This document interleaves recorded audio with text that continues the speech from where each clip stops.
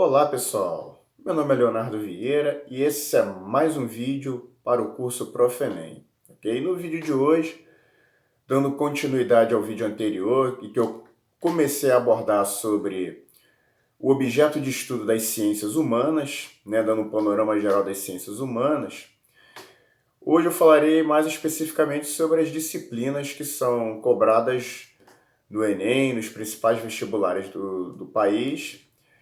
E hoje nós falaremos sobre a filosofia, certo? Para que serve a filosofia? O que é filosofia? Qual é o objeto de estudo da filosofia? Ok? Então, fica ligado nessa aula aí, que está muito bacana para vocês, ok? Antes, eu peço que vocês, como de costume, dê um like no vídeo, se inscreva no nosso canal, beleza? Então, chega de conversa, vamos ao que interessa. Vamos lá?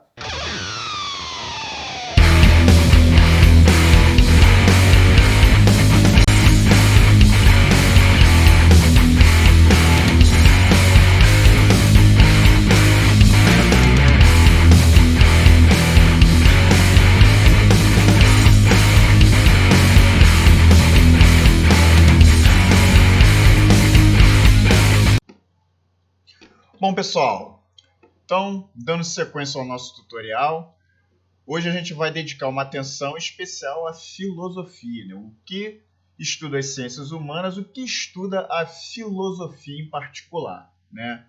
E por que nós escolhemos aqui a filosofia? Porque é uma disciplina que desde 2008 consta no currículo obrigatório do ensino médio, beleza?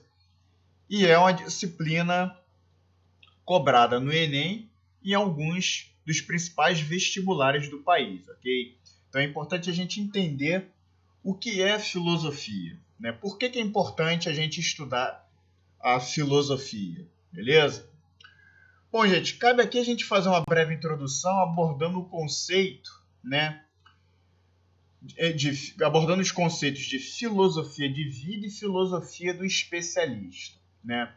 O que vem a ser a filosofia de vida, né? As questões filosóficas, elas fazem parte do nosso cotidiano, certo? Qualquer decisão que tomamos se baseia sempre em reflexões que podem ser de natureza filosófica. Por exemplo, existem critérios bem diferentes para fundamentar nossas escolhas. Essas escolhas pressupõem valores que nos orientam, ainda quando não temos muita clareza a respeito deles. Ora, quando nós paramos para refletir sobre o que é melhor para a nossa vida, estamos fazendo um exercício filosófico, beleza? Do mesmo modo, quantas vezes você já se perguntou sobre conceitos como amor, amizade, fidelidade, solidão, morte, né? Certamente já discutiu sobre esses assuntos com seus amigos e observou que nem sempre os pontos de vista convergem, ou seja, eles coincidem. Então, a disposição para o filosofar, ela decorre do fato de sermos pessoas racionais e sensíveis, capazes de dar sentido às coisas. Chamamos de filosofia de vida esse filosofar espontâneo, ok? E o que vem a ser filosofia do especialista? Bom, a filosofia de vida que a gente acabou de ver é, na verdade, uma pré-filosofia. Apenas uma disposição para o filosofar, que pode se cumprir ou não. Já a filosofia do especialista, ela se ocupa com o rigor do conceito, o que pressupõe intimidade com a história da filosofia. De fato, desde a antiguidade, os filósofos são conhecidos por, diante do saber cotidiano, levantarem problemas, questionar aquilo que parece óbvio e criarem conceitos para compreender o que os surpreende. Então, que tipo de pensar é esse do filósofo, do especialista?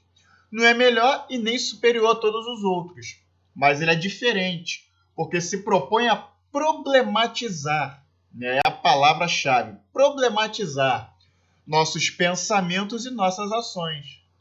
Então, dessa atitude resulta o que nós chamamos de experiência filosófica, ok? Os filósofos estão sempre questionando o mundo e a si mesmo, pois não aceitam certezas absolutas e soluções rápidas. Por isso, delimitam os problemas que os intrigam e buscam o sentido desses pensamentos e ações. Então, em razão disso, é possível definir filosofia? Né? Talvez você esteja se perguntando, como então definir o que é filosofia? Segundo o filósofo alemão Edmund Husserl, ele diz saber o que é filosofia, né? Ao mesmo tempo em que ele assume desconhecê-la. E ele completa afirmando que apenas os pensadores secundários estão contentes com suas definições. Ou seja, explicitar o que é filosofia já é em si uma questão filosófica, não, já é uma problematização. Portanto, mesmo quando os pensadores se arriscam a dar respostas, sabem que são sempre imprecisas e provisórias. Bom, e o que cabe a gente assim definir o que é a filosofia, né? Primeiro cabe a gente destacar aqui que a filosofia não é um saber, né? Essa estranha afirmação de que a filosofia não é um saber significa que ela não constitui uma doutrina, no sentido de uma teoria ou um conjunto de conhecimentos estabelecidos de uma vez por todas. Ao contrário, o filosofar é uma atitude que pressupõe constante disponibilidade para a indagação. Ou seja, o filósofo ele está sempre indagando. Okay? Platão e Aristóteles disseram que a primeira virtude do filósofo é admirar-se, ser capaz de se surpreender com o óbvio e questionar as verdades dadas. Essa é a condição para problematizar, o que caracteriza a filosofia como busca da verdade, não como sua posse. Okay? Outro fator que cabe a gente destacar é que a filosofia não se confunde com a ciência, né? Lá nos seus primórdios, o que chamamos de ciência grega fazia parte do corpo da filosofia. O sábio era aquele que refletia sobre todos os setores da indagação humana. Ao se debruçar sobre as questões da natureza, a physis, para os gregos, o fazia do ponto de vista filosófico.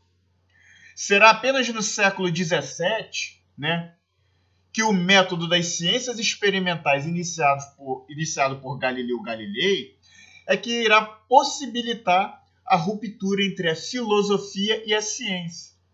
E lentamente vão se constituindo as chamadas ciências particulares, né? A física, a astronomia, a química, a biologia, as ciências da natureza em geral, e há menos tempo as ciências humanas, a geografia, a história, a psicologia, a sociologia, a economia, dentre outros. Então, em razão disso, surge daí a questão. O que restou, então, à filosofia se ela, ao longo dos anos, foi esvaziada dos seus conteúdos, né? Na verdade, a filosofia ela continua tratando da mesma realidade apropriada pelas ciências. Só que, enquanto as ciências se especializam e observam recortes da realidade, a filosofia jamais renuncia a analisar seu objeto do ponto de vista da totalidade. Ou seja, a filosofia ela não promove recortes da realidade, ela busca analisar a realidade em sua totalidade. Tá? Isso porque é uma visão de conjunto em que o problema filosófico nunca é examinado parcial e isoladamente, mas sempre conforme a relação estabelecida com o contexto em que se encontra inserido. Ou seja, a filosofia se apresenta como reflexão crítica e problematização do saber e do agir. Por exemplo, se a física e a química utilizam um determinado método, questionar o que é ciência, questionar esse método e qual a sua validade não é da alçada do próprio cientista, do físico, do químico. Essas indagações elas fazem parte da filosofia das ciências, que é um campo da filosofia. O mesmo acontece na área de ciências humanas, quando nos perguntamos a respeito do sentido do trabalho ou do lazer para o ser humano, ou ainda quando levantamos questões éticas e políticas sobre essas atividades. Beleza? Bom, o processo do filosofar, né? O que vem a ser o processo do filosofar? O filósofo alemão Immanuel Kant assim se refere ao filosofar. Não é possível aprender qualquer filosofia. Só é possível aprender a filosofar, ou seja, exercitar o talento da razão, fazendo-a seguir os seus princípios universais e certas tentativas filosóficas já existentes, mas sempre reservando à razão o direito de investigar aqueles princípios até mesmo em suas fontes, confirmando-os ou rejeitando-os. Então, nessa conhecida citação de Kant, destacamos duas expressões. Só é possível aprender a filosofar e certas tentativas filosóficas já existentes.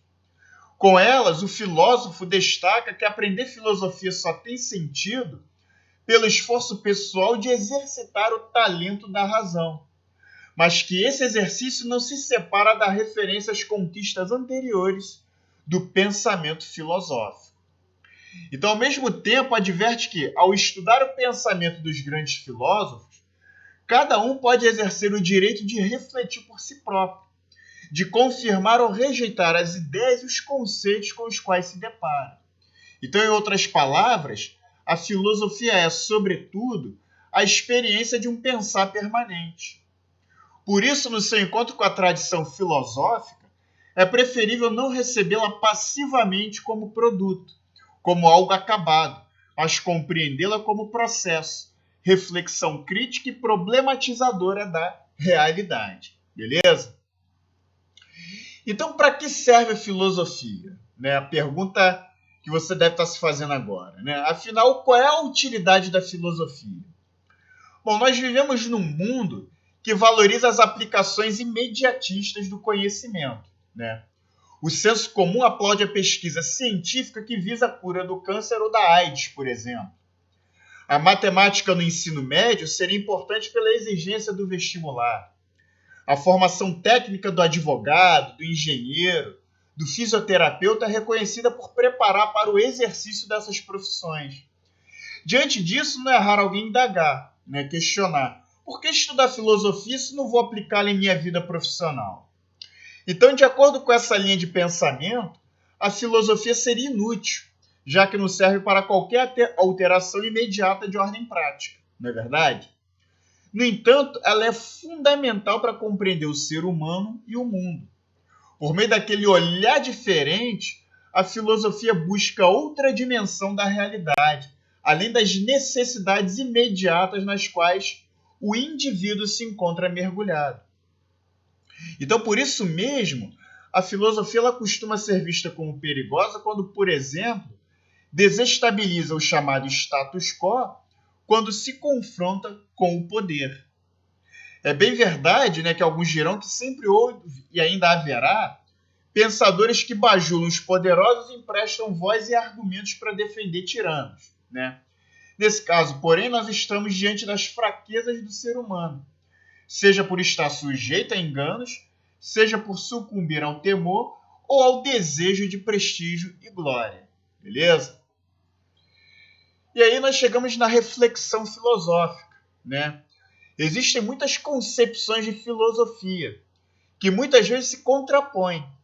Por isso a perplexidade que vez ou outra atinge o filósofo ao rever suas próprias definições. Isso se deve ao núcleo problematizador do filosofar. Assim, responder à pergunta o que é filosofia já é uma questão filosófica das mais complexas.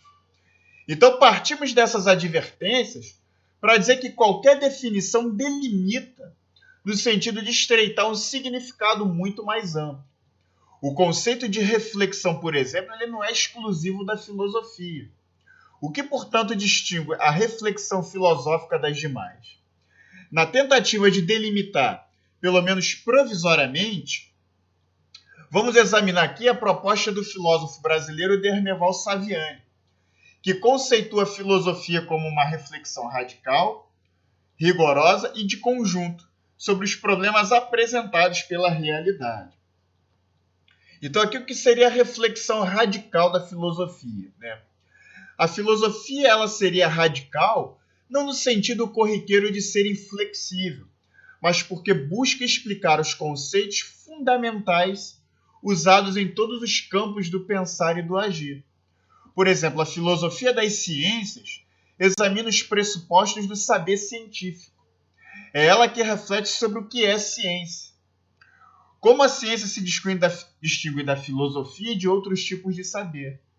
Quais são as características dos diversos métodos científicos? Qual a dimensão das teorias científicas e assim por diante? ela é também uma reflexão rigorosa, né? O pensamento filosófico é rigoroso por ser argumentativo e por manter a coerência de suas diversas partes. A linguagem rigorosa evita a ambiguidade das expressões cotidianas, o que permite a interlocução com outros filósofos com base em conceitos claramente definidos. Por isso são criadas expressões novas ou alterados os sentidos de palavras usuais. Beleza? E por fim, ela seria uma reflexão de conjunto, né? A filosofia é um tipo de reflexão totalizante, de conjunto, porque examina os problemas relacionando diversos aspectos entre si. Mas ainda o objeto da filosofia é tudo, porque nada escapa ao seu interesse.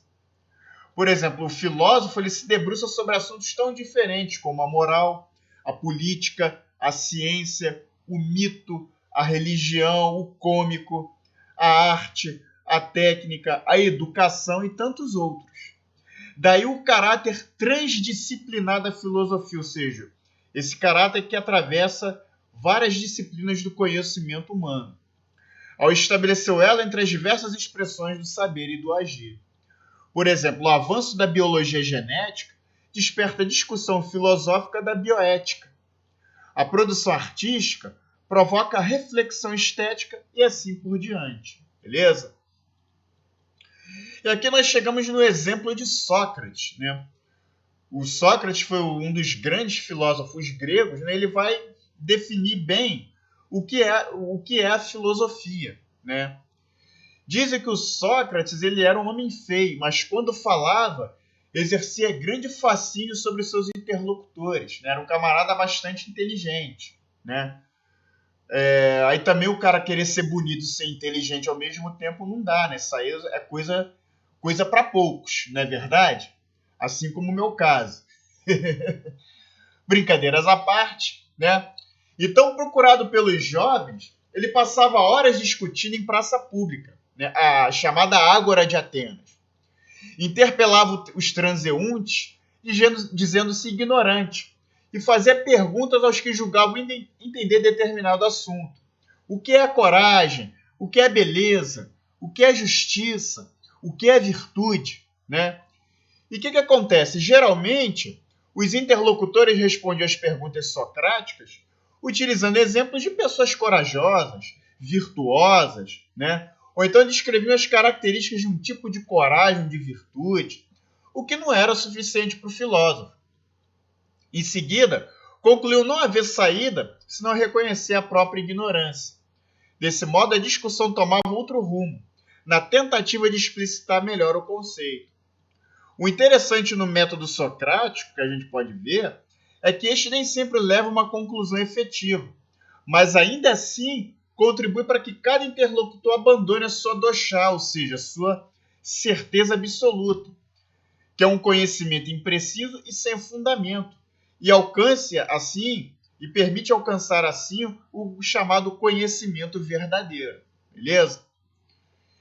E só sei que nada sei é uma expressão do Sócrates que elucida bem a sua concepção, né? O método de Sócrates levava ao reconhecimento da própria ignorância. Não se tratava, porém, de um julgamento destinado apenas aos seus interlocutores. Esse era igualmente o ponto de partida de sua própria sabedoria, baseada na busca incessante da verdade, em que sempre nos deparamos com novas indagações. Então, ao dialogar, o Sócrates não era um professor que ensinava a verdade, mas alguém que estimulava precisamente cada um a pensar por si mesmo, ok? A pensar com autonomia, beleza?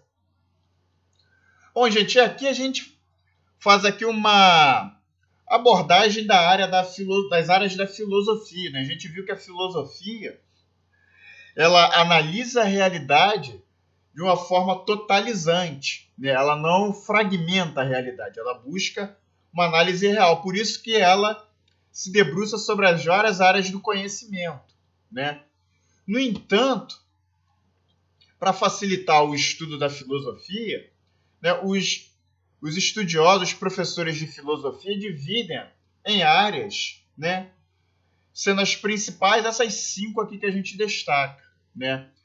a teoria do conhecimento, tá? Que se dedica aí a analisar, né? A questionar, a problematizar o que é o conhecimento, né? O que é o que é verdade, o que não é verdade, né? Se é possível estabelecer certezas, ok? Então a teoria do conhecimento abrange essa área. A outra área é a da ética, né? A ética é a área que se dedica à análise dos valores, dos juízos de valores, né? E daquilo, análise daquilo que nós chamamos de moral, né? A filosofia política ela se dedica ao estudo da arte de governar, né? Uma cidade, uma região, um país, beleza? Já a filosofia das ciências ela se dedica ao estudo dos métodos científicos, né? Ela busca problematizar qual método, se determinado método científico é eficaz ou não, o que pode ser considerado como ciência ou não, e etc. E, por fim, a estética, né, que é a área da filosofia que se dedica ao estudo, né, daquilo que nós chamamos de belo e de feio, né? A estética ela se aplica muito no estudo da arte, né? Justamente porque ela busca analisar o que vem a ser o belo e o feio, né? Dentro do campo da arte, beleza? Então a filosofia ela é dividida nessas áreas de conhecimento, nessas sub-áreas, né? Podemos dizer assim, justamente para facilitar a análise, né? A reflexão filosófica sobre vários aspectos da nossa realidade, beleza? E com isso nós encerramos esse vídeo aí sobre o objeto de estudo da filosofia, ok? Bom, pessoal, então é isso. Espero que vocês tenham gostado desse vídeo, beleza? A gente continua aí no próximo vídeo fazendo mais análise de outras ciências humanas do Enem e do vestibular, beleza? Não se esqueça, dê um like, se inscreva no nosso canal, ajude o Prof. Enem a dar aquele up, beleza? Então, vejo vocês na próxima. Um forte abraço e até lá!